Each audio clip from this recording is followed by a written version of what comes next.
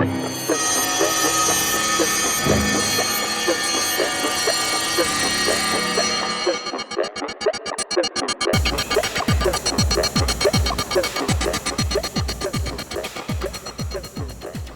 hombre avanza cada vez más rápido en el conocimiento científico.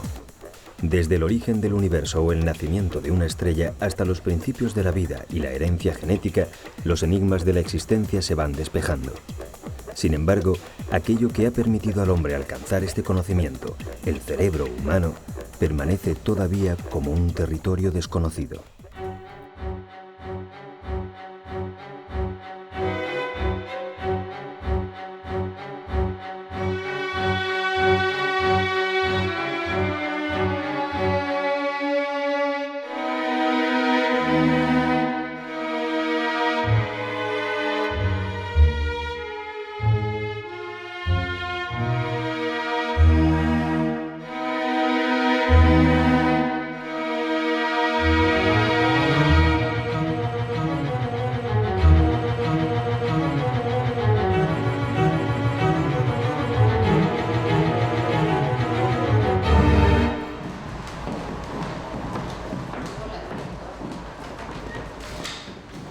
En su local de ensayo, un cuarteto de música se dispone a practicar la ejecución de varias piezas maestras. En la música está resumida la esencia de la inteligencia humana, la suma perfecta de razón y emoción. Cada miembro del grupo, inundado de un torbellino de sensaciones, usa su memoria para recordar la pieza, hojea de vez en cuando la partitura y emplea la concentración necesaria para convertir sus movimientos en una ejecución virtuosa al unísono con sus compañeros. La técnica ya es algo inconsciente mientras la atención se centra en que la interpretación sea lo más emotiva posible. Ese es el objetivo, provocar una emoción que en este caso se puede compartir de forma íntima con los oyentes y que suscita en la mente sensaciones de placer o a veces de rechazo.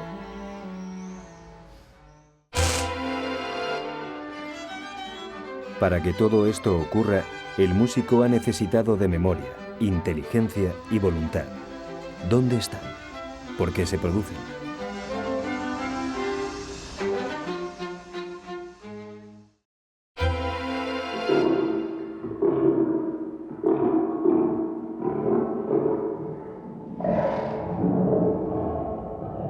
Estas capacidades provienen del cerebro, el órgano corporal donde se gestan todos nuestros pensamientos y acciones. También es el lugar de la mente, de la esencia misma de la persona, lo que piensa, lo que siente, lo que imagina, el hervidero de sensaciones y sentimientos, de imágenes e ideas propias de cada ser humano.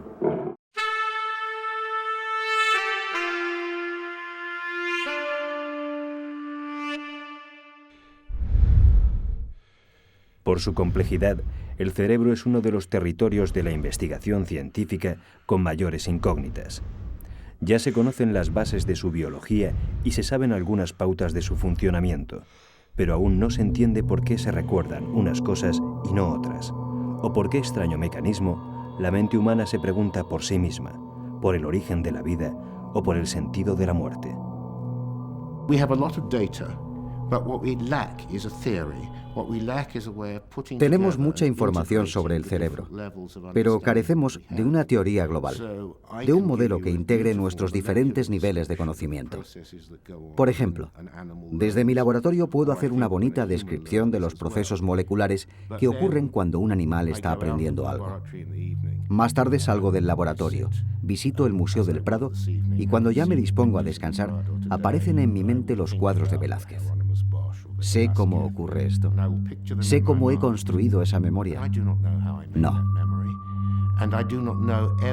Ni siquiera sé cómo integrar la objetividad científica del laboratorio con la subjetividad de la experiencia personal y única de la memoria.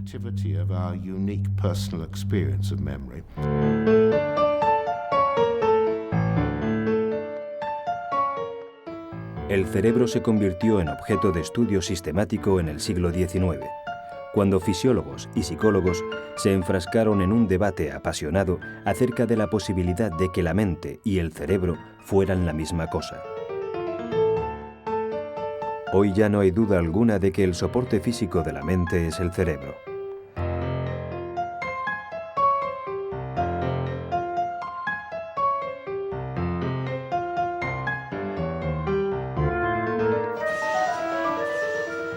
La comunidad científica, sin embargo, se divide entre los que defienden que mente y cerebro son idénticos y los que creen que la mente es mucho más que el cerebro.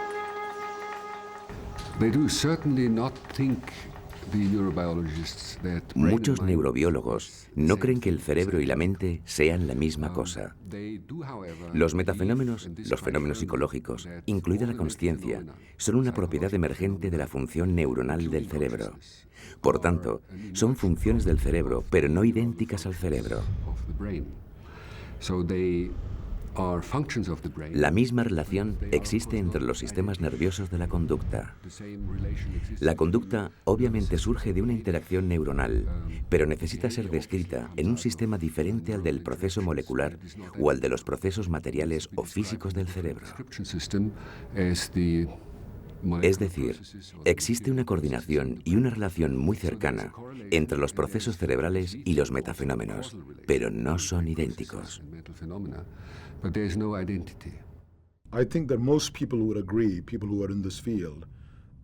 Creo que la mayor parte de los que trabajamos en este campo estamos de acuerdo en que lo que llamamos mente es sencillamente la actividad de billones de células nerviosas en el cerebro. Para cada aspecto de la mente, para cada precepto, cada pensamiento, siempre existe el patrón correspondiente de actividad neuronal. Este es el axioma fundamental de nuestra investigación.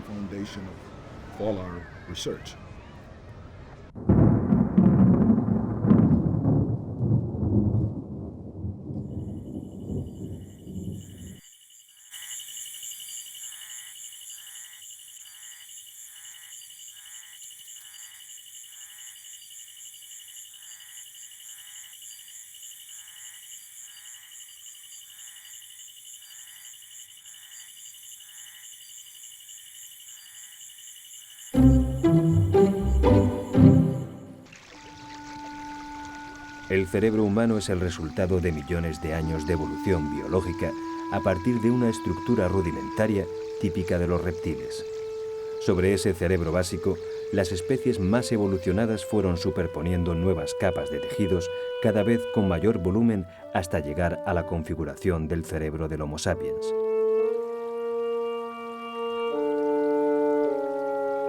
Por tanto, la parte más primitiva del cerebro es el tallo encefálico o cerebro reptiliano, que se halla conectado con la parte superior de la médula espinal.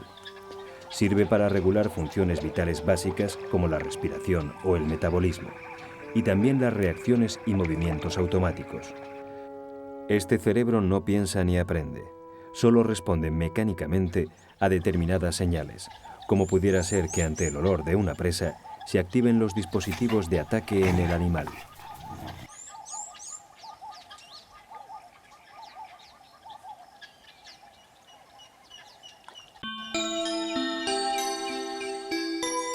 Con la aparición de los primeros mamíferos, se desarrolló la corteza y el sistema límbico, un nuevo territorio celular que rodeó al tallo encefálico. Con él aparecieron dos poderosas herramientas para la supervivencia: el aprendizaje y la memoria. Así, a diferencia de otras especies, los mamíferos se mostraron capaces de recordar una experiencia del pasado para repetirla o no en el momento presente.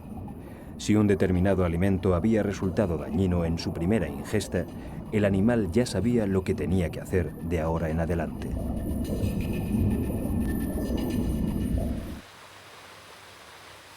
Con el sistema límbico las emociones se multiplicaron, pues esta es la sede primordial de los miedos y de los placeres. Cuando el ser humano está atrapado por el deseo o la rabia, cuando el amor le enloquece o el miedo le paraliza, está en realidad bajo la influencia de esta parte del cerebro.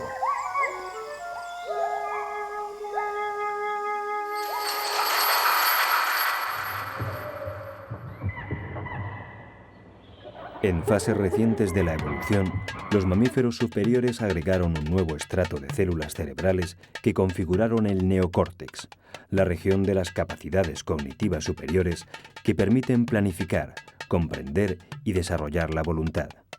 En el neocórtex está el lugar del pensamiento.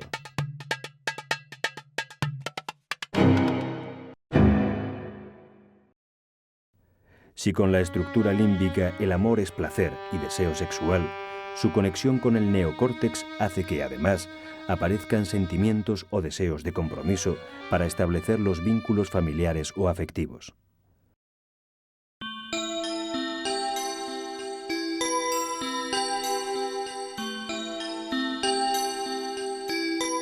El cerebro del ser humano y el del chimpancé apenas se distinguen a la vista. Ambos tienen tallo encefálico, sistema límbico y corteza cerebral. Nada en la fisiología parece justificar las grandes diferencias en sus capacidades y en sus conductas. En términos celulares y moleculares, los cerebros de un ser humano y un chimpancé son casi idénticos. Ningún neuroatomista podría distinguir la diferencia entre una célula nerviosa de un chimpancé, un pollito o un humano en la lente de un microscopio. Las diferencias son de rango, de riqueza neuronal y de conexiones entre las neuronas.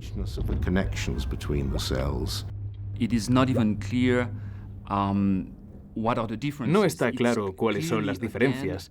Está claro que nuestra corteza está mucho más desarrollada que la de los monos. Pero es probable que la diferencia sea esencialmente cuantitativa. No es que tengamos algo diferente a los monos, sino que tenemos más de lo mismo. Más neuronas, más neocorteza, lo que nos permite hacer más cosas y cosas más complejas. La herramienta básica, las piezas básicas, son, sin embargo, las mismas.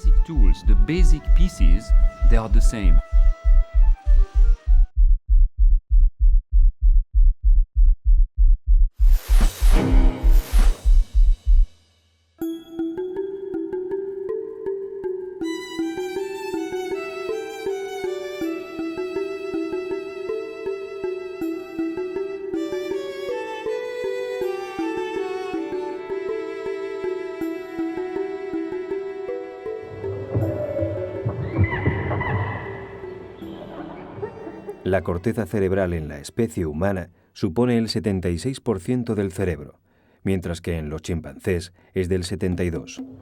En esta pequeña diferencia de apenas un 4% en el desarrollo del neocórtex parece estar la clave de la distancia entre humanos y otros primates.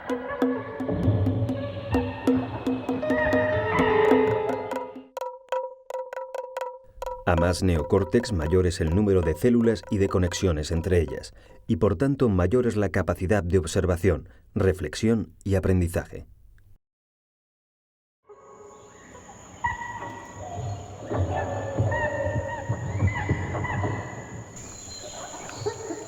Un simio puede crear imágenes en su mente que reproduzcan la realidad, pero el ser humano puede, además, elaborar símbolos y conceptos, representaciones más o menos abstractas de esa realidad que le permiten observarla desde un punto de vista más amplio.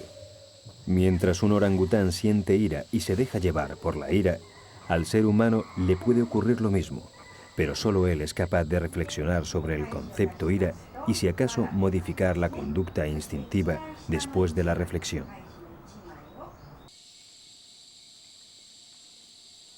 La distancia entre ese simio iracundo y el ser humano que controla su ira se hace aún mayor cuando el humano puede, además, transmitir y enseñar a sus congéneres las ventajas e inconvenientes de la ira.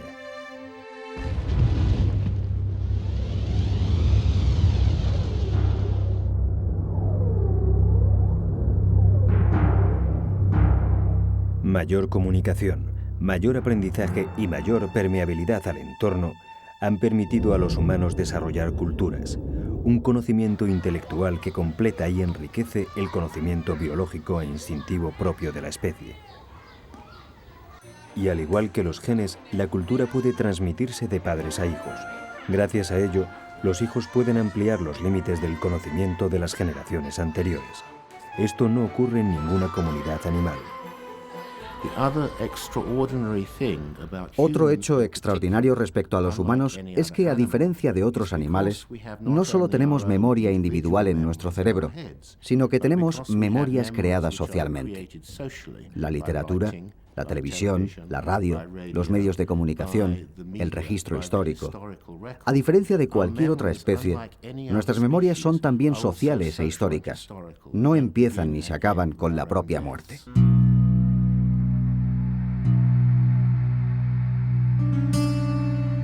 ¿Cambia el cerebro a medida que se va adquiriendo el conocimiento?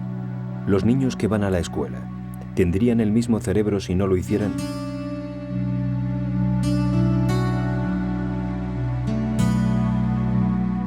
El grado de influencia que el ambiente y la cultura tienen en el cerebro humano es otro terreno para el debate científico.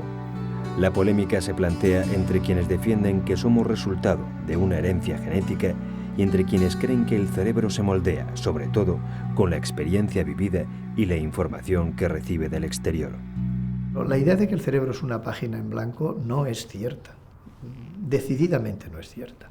Nosotros tenemos una serie de elementos grabados ya en el cerebro. Es decir, la gente aprende a andar sin necesidad de que le enseñen y aprende a hablar sin necesidad de que le enseñen de manera explícita. En cuanto recibe determinada información, es capaz de hablar. El hecho de que el cerebro tenga una serie de patrones de conducta pregrabados que serían genéticamente heredados y resultado de la evolución y resultado de la selección, yo creo que hay que aceptarlo.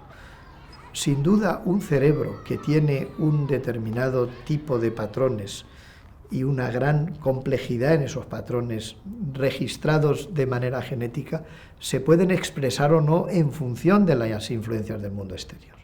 It's a little bit like a computer. Es un poco como un ordenador, con su hardware y el software.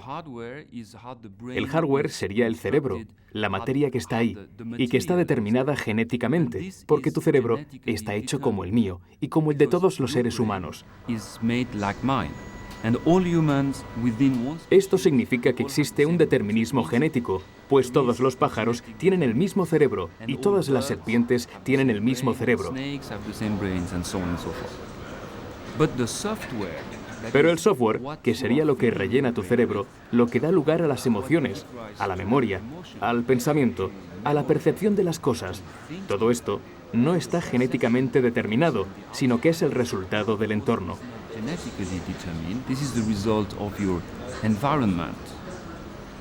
Lo que es muy interesante es que hay teorías en la neurobiología actual que unen estas dos partes y que están proponiendo que el entorno también participa en la formación del cerebro. Es decir, que el software participaría en la construcción del hardware del ordenador.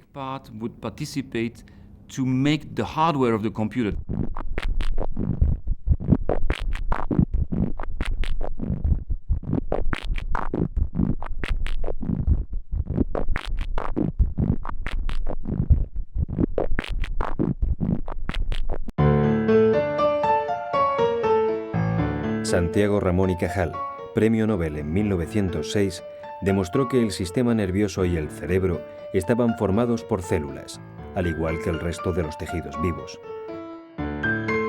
Esas células fueron llamadas neuronas y las conexiones entre ellas, las sinapsis, son la base de su funcionamiento. Todo lo que ocurre dentro de un cerebro puede describirse como un gran entramado de descargas eléctricas y reacciones químicas entre neuronas.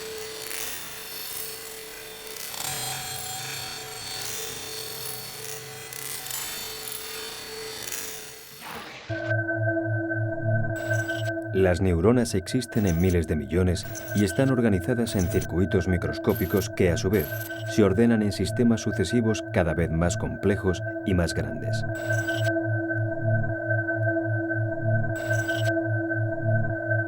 Las neuronas tienen un extremo llamado axón que envía información, mientras que las demás ramas que posee, llamadas dendritas, son las que reciben los datos de otras células cerebrales. Cuando una neurona se activa, propaga una corriente eléctrica que al llegar a la zona de contacto con otra neurona, a la sinapsis, genera la aparición de unas sustancias químicas denominadas neurotransmisores. Los neurotransmisores liberados por una neurona son capaces de afectar el funcionamiento de otras células nerviosas, activándolas o inhibiéndolas. También pueden navegar hasta la sangre y así llegar a un órgano concreto para actuar sobre él. Asimismo, pueden estimular la acción hormonal. Son, pues, transmisores de información, química o eléctrica, que disparan las respuestas del cerebro.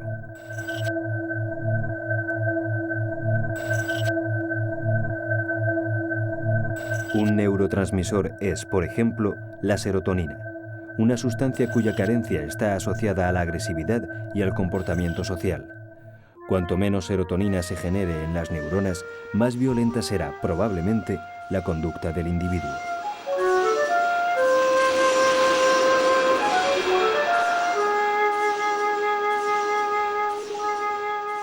Los circuitos cerebrales son hiperactivos. Las neuronas procesan de continuo la información sensorial que sin interrupción llega al cerebro tanto desde el exterior como desde el propio cuerpo. El mundo externo se comunica con el cerebro gracias a la vista, el oído, el tacto, el olfato y el gusto, los sentidos o mecanismos sensoriales del cuerpo. No todos, sin embargo, tienen la misma importancia.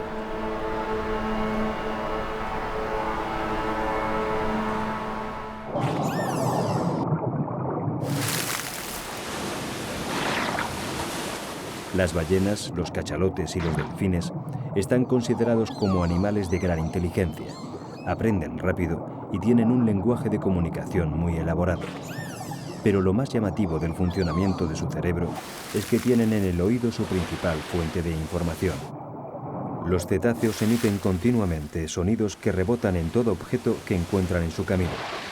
El ruido de los impactos se procesa en el cerebro y así determinan con precisión el tamaño y la distancia a la que se encuentran los objetos.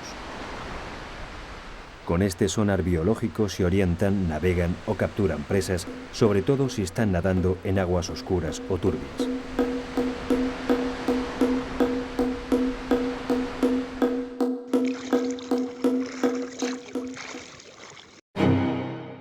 Los humanos, en cambio, percibimos la realidad a través, sobre todo, de la visión. Lo que vemos con los ojos es más convincente que lo que huelen las narices o tocan las manos. Y si hay un conflicto entre la información que envían otros sistemas sensoriales y la visión, el cerebro se fía más de lo que le dicen los ojos.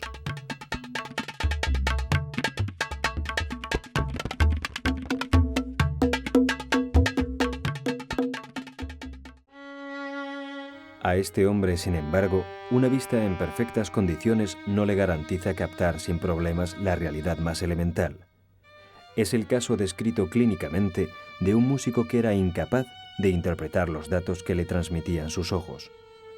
Cuando su médico le enseñaba una rosa, él la describía como un objeto de unos 15 centímetros de longitud, una forma roja enrollada con un añadido lineal verde. Cuando la olía, en cambio, las sensaciones se convertían en un pleno reconocimiento. Oh, es una rosa. Este caso del célebre neurobiólogo Oliver Sacks muestra cómo una lesión en el cerebro impide que la información visual sea procesada correctamente, cosa que sí ocurría cuando los datos provenían de otros sentidos.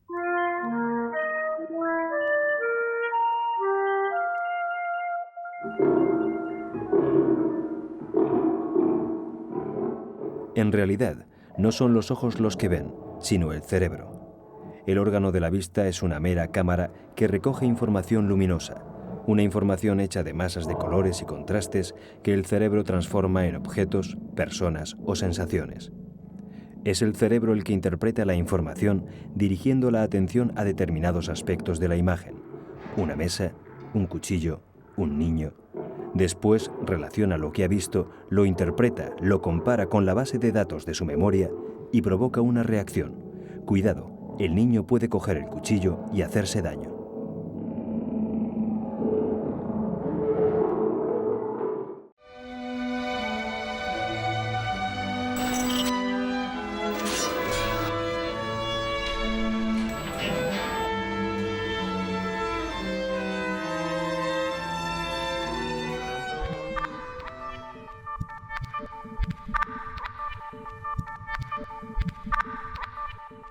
A partir del siglo XIX, la observación y estudio de síndromes o enfermedades extrañas debidas a lesiones cerebrales fueron un gran empuje al desarrollo de las ciencias del cerebro. Eran momentos en que se debatía con vehemencia la ubicación de la mente, y los que defendían que ésta se encontraba en el cerebro tuvieron en los síndromes o dolencias raras una importante baza argumental. Por primera vez, era posible establecer algunas correlaciones entre determinadas partes del cerebro y determinadas funciones mentales.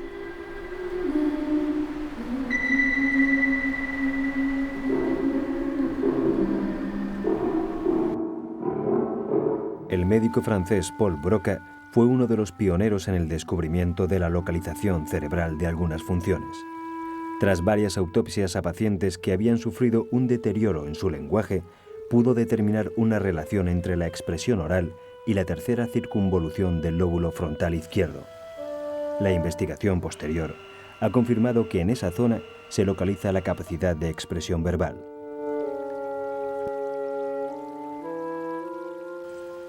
Los trabajos de Broca y sus contemporáneos marcaron un camino de investigación en las neurociencias que todavía no se ha abandonado. Consiste en trocear el cerebro en sus partes para delimitar qué funciones mentales están relacionadas con cada sección.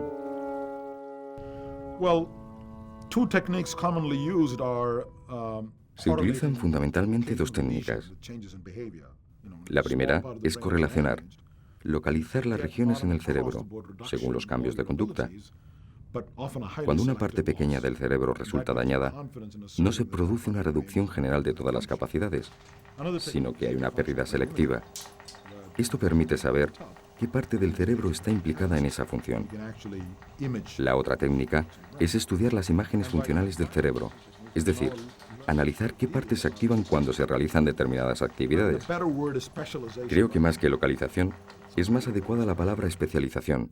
¿Qué parte del cerebro está especializada en una función particular?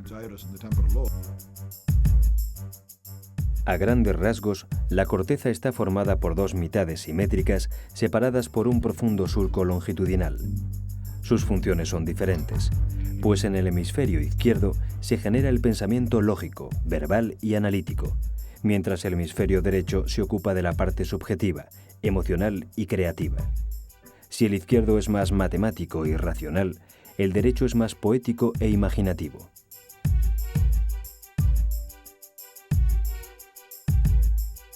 Cada uno de los hemisferios está dividido en 4 lóbulos.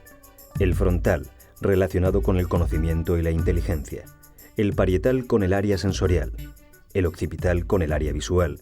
Y el temporal, que tiene que ver con el área auditiva.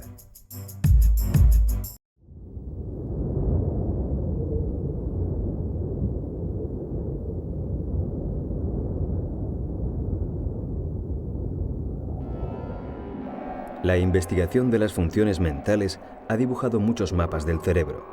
Quizá uno de los más completos es el llamado homúnculo de Penfield, desarrollado hace unos 50 años por el neurocirujano Wilder Penfield. Al realizar operaciones cerebrales con anestesia local, este médico pudo observar que la estimulación de determinadas zonas de la corteza exterior estaba asociada a la sensibilidad externa de las distintas partes del cuerpo. Esta imagen en forma humana reproduce la correlación que estableció entre las distintas partes del cerebro y las del cuerpo de acuerdo con el sentido del tacto. Las manos y los labios destacan por su tamaño. Para el cerebro son los mejores receptores de la información que se obtiene por contacto físico. La localización de funciones tiene, sin embargo, sus límites. Muchas actividades mentales no presentan una ubicación clara y ocurre con frecuencia que la actividad mental se subdivide y se reparte por distintos lugares del cerebro. Es el caso de los cálculos matemáticos o de la acción de reconocer un rostro. Para efectuarlo se activan muchas zonas del cerebro y no solamente una. We learn more and more that the brain executes many functions in parallel. Cada vez tenemos más claro que el cerebro ejecuta muchas funciones en paralelo, funciones relacionadas entre sí, pero que ocurren en lugares diferentes. Estas funciones están ligadas de manera dinámica y no como una sucesión jerárquica. La noción clásica suponía que las señales que llegaban desde los sentidos, la vista, el oído, convergían en un lugar gracias a un proceso piramidal. Ahora parece que no es así, que el cerebro no se organiza de esta manera, sino de una forma mucho más repartida. Las cosas en el cerebro no convergen en un solo lugar, sino que ocurren de forma paralela y en una estructura muy repartida.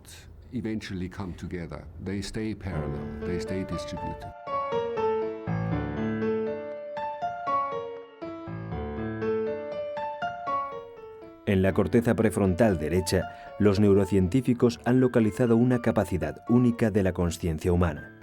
Se trata de la empatía, o la habilidad que ciertos humanos conscientes muestran cuando se ponen en el lugar del otro. No solo se dan cuenta de quiénes son y cómo se sienten, sino que salen por un momento de sí mismos para experimentar lo que siente el otro, sus motivos, sus estados anímicos y sus sentimientos.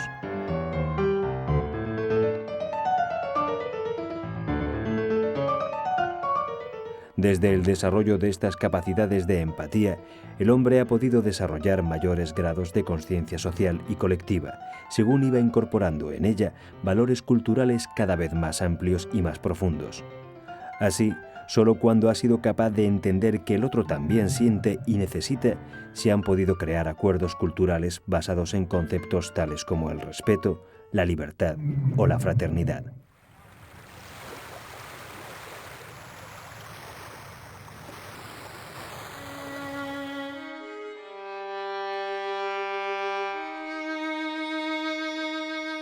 La vista es un ejemplo de la compleja subdivisión de ciertas actividades mentales.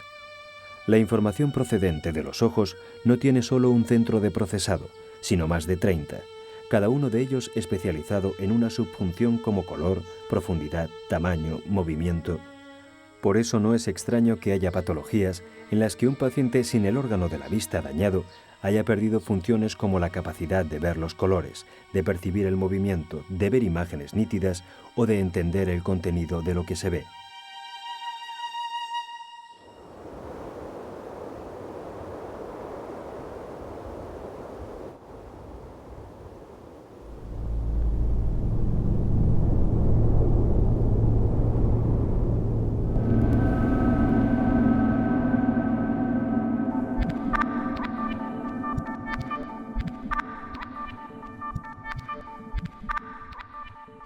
Estas imágenes han sido obtenidas mediante una cámara por emisión de positrones. Una técnica de la medicina nuclear para la exploración neurológica que permite la obtención de imágenes funcionales del cerebro.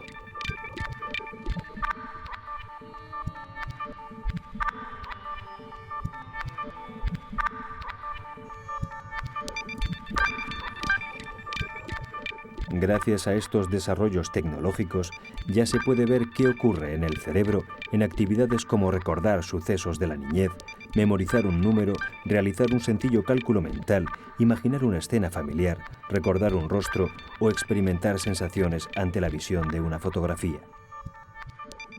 Jusqu'à maintenant, on ne pouvait pas examiner ces activités, sauf en utilisant des techniques. Hasta ahora, solo podíamos examinar estas actividades utilizando técnicas psicológicas, técnicas de observación exteriores al sujeto.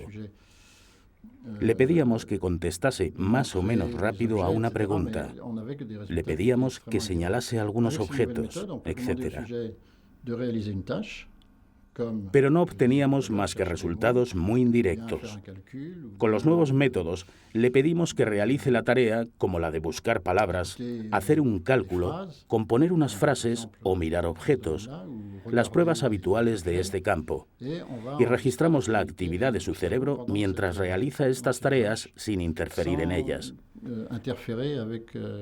Por lo tanto, podemos, de esta forma, estudiar fenómenos como la memoria, la percepción, el razonamiento.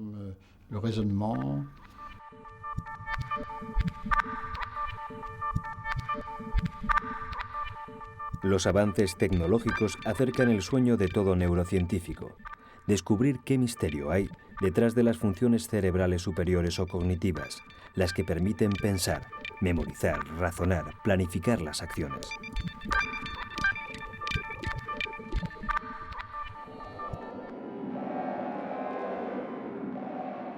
Pero las máquinas actuales están todavía lejos de ello, entre otras razones porque la velocidad a la que trabaja el cerebro es aún inalcanzable para la máquina.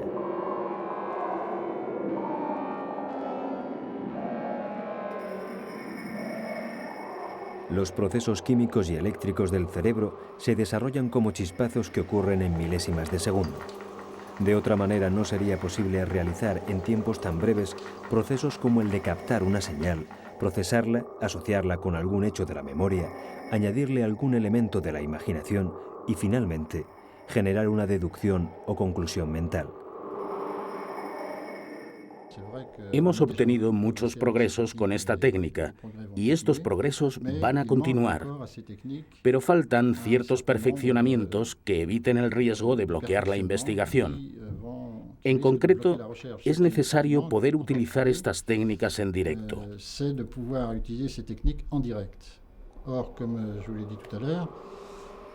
Las técnicas metabólicas como la imagen por resonancia magnética o la cámara por emisión de positrones son técnicas que necesitan, de alguna manera, tiempos de evaluación que no son muy largos, pero que en cualquier caso son mucho más largos que los tiempos cognitivos.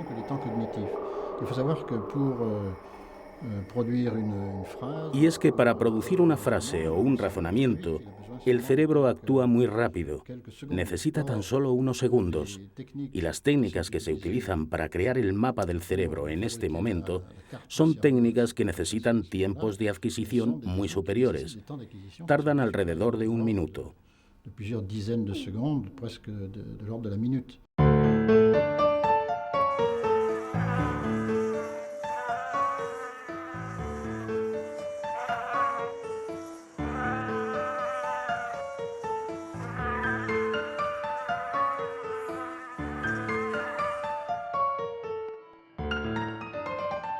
Colocados frente a un espejo, los peces son incapaces de reconocerse a sí mismos e interpretan su propia imagen como la del enemigo al que atacar.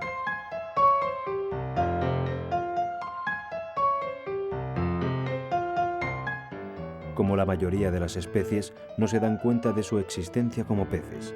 No tienen ninguna consciencia de sí mismos.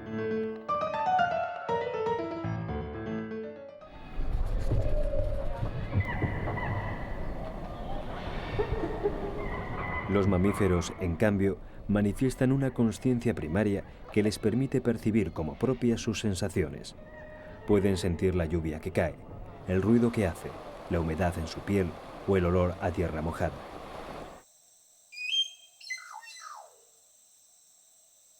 Primates como el chimpancé o el orangután van un poco más lejos y presentan formas rudimentarias de autorreconocimiento por las que pueden llegar a identificarse como aquello que ven en el espejo. Sus sentimientos también son más complicados que las meras sensaciones. Los simios sienten la muerte o desaparición de la madre y pueden acusar traumas en el desarrollo de sus capacidades intelectuales por la orfandad o la visión de la caza a muerte de algún miembro de la familia.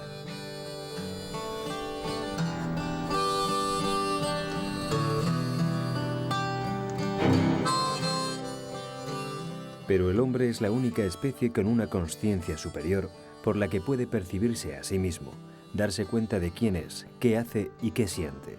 Es decir, solo el hombre puede observarse a sí mismo y observar y teorizar sobre su propia mente.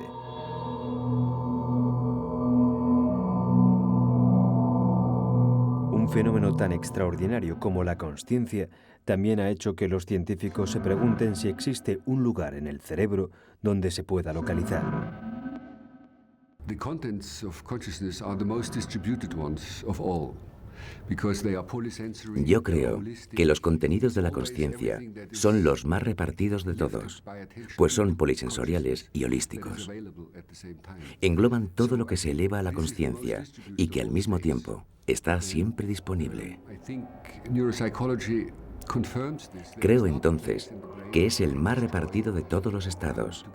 Y la neuropsicología confirma que no hay lugar en el cerebro que se pueda destruir para deshacerse de la consciencia, a menos que se destruya el interruptor de energía o que se destruyan los sistemas que el cerebro necesita para trabajar.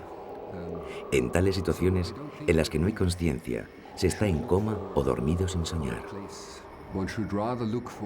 Para dar con la clave de la consciencia, no se debería buscar un lugar, sino un código que relacione todas estas actividades repartidas por el cerebro.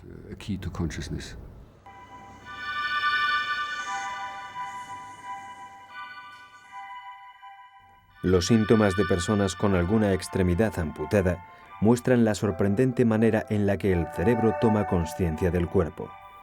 Estas personas se quejan de dolor en esa extremidad inexistente, también llamada miembro fantasma.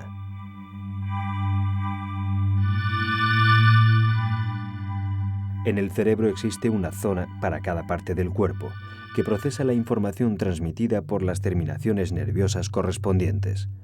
Cuando se amputa un miembro, la parte del cerebro asociada deja de recibir información nerviosa, lo que provoca un curioso reajuste. La zona cerebral que está al lado absorbe para sí la zona del miembro amputado. Si esta nueva zona correspondiera, por ejemplo, a las mejillas, cada vez que la persona sonriera, se estimularían las neuronas del miembro amputado, provocando que el paciente lo perciba como si de verdad existiera. El problema es que muchas veces lo siente como un miembro paralizado, que le duele mucho al tratar de moverlo.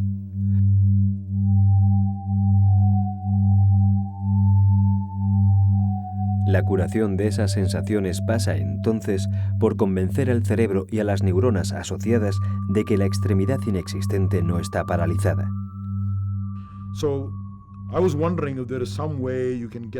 Me preguntaba si existiría alguna forma de hacer que movieran su miembro fantasma. Pues quizá así, en algunos casos, se podría aliviar su dolor. Entonces dimos con una técnica que consistía en poner un espejo delante del paciente y poner su mano fantasma en la parte izquierda del espejo, para que de esta forma la mano real, que es la que se refleja en el espejo, reproduzca la posición exacta del fantasma. Cuando la persona mira en el espejo, cree que el reflejo de la mano normal es el del fantasma. Así, cuando el paciente mueve su mano normal, tiene la ilusión visual de que es el miembro fantasmal que se mueve, y en algunos casos, se alivian las sensaciones dolorosas. Todavía tenemos que contrastar clínicamente la eficacia de esta técnica, pero hemos tenido éxito con algunos pacientes que practican con el espejo en su casa. Nos dicen que pueden mover su miembro fantasma, como si de alguna manera el espejo movilizara el miembro fantasma y esto les aliviara el dolor.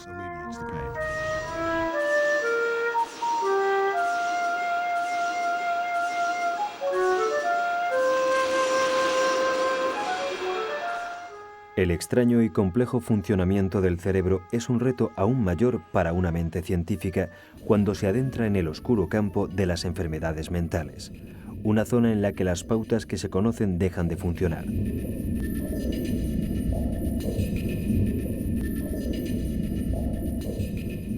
Estas imágenes muestran los cambios patológicos que sufre un cerebro aquejado del mal de Alzheimer, una de las enfermedades de nuestro tiempo relacionada con la memoria y el envejecimiento.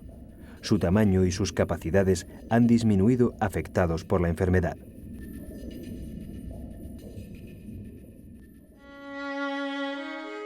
Como casi toda enfermedad mental, sus efectos más graves se expresan en una alteración de la consciencia, pues para quienes la padecen, los recuerdos se van desvaneciendo poco a poco, y con ellos la personalidad, la identidad y la percepción de uno mismo. Sumergido en un agujero negro mental, el enfermo no se da cuenta ni siquiera de que participa en la vida. La vida es poco más que un acto vegetativo.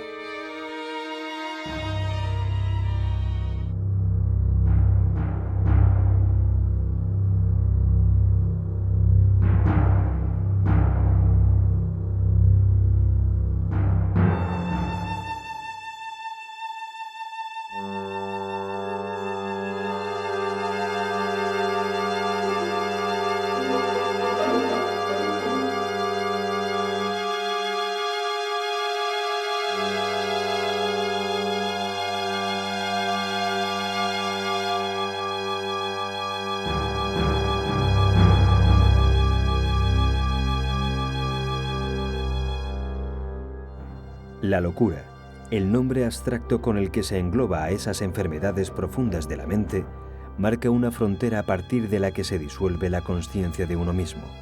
La disfuncionalidad del cerebro es tal que éste no es capaz siquiera de organizar la entrada de la información. Millones de datos y estímulos se acumulan a la entrada del cerebro, que los registra y los mezcla caóticamente. Como resultado, el individuo se pierde a sí mismo y pierde sus referencias básicas, sin poder distinguir ni tan siquiera sus sensaciones internas y sus voces propias de las señales del exterior.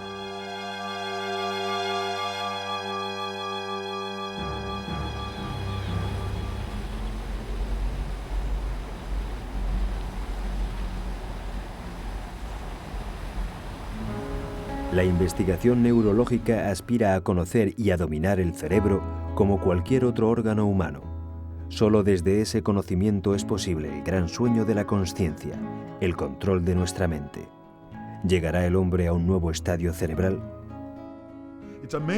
No deja de ser sorprendente, por ejemplo, que sepamos tanto de la visión, que conozcamos todas las partes del ojo que están implicadas, lo que hacen las células, los pigmentos, las partes del cerebro que se ponen en marcha.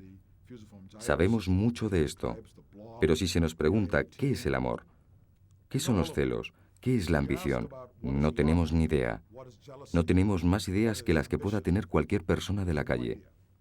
Sin embargo, todo eso ocurre aquí, en el cerebro, lo que potenciará sin duda un nuevo conocimiento neuroquímico, ya que la química puede influir profundamente en los estados de humor y en las emociones.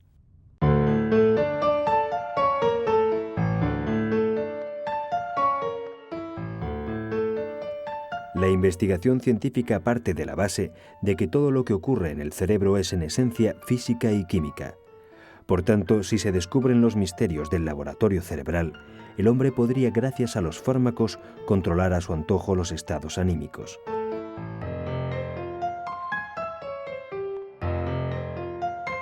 En el presente ya se experimenta un adelanto de ese hipotético bienestar químico con ciertos medicamentos como los últimos antidepresivos, que se han convertido en un fenómeno sociológico. Sin embargo, para psiquiatras y psicólogos no siempre el motivo de la infelicidad humana es biológico, genético o derivado de la química cerebral. El pasado, el entorno o el tipo de personalidad pueden estar en el origen de una depresión crónica, por lo que la medicación se presenta solo como un paliativo de los síntomas y no como la solución a los problemas. Por otro lado, si de forma continua y estable se llegara a poder provocar el placer y eliminar el dolor, cabe preguntarse dónde se situaría la frontera entre el bienestar deseable y el entumecimiento de los estados de ánimo. A esta cuestión, como a tantas otras relacionadas con los mecanismos de la mente, los científicos del cerebro solo pueden ofrecer, de momento, respuestas parciales, según su ámbito sea biológico, químico o psicológico. El cerebro es el mayor reto que tiene ante sí la ciencia, pues sabemos muy poco del órgano rector del ser humano, es decir, de nosotros mismos.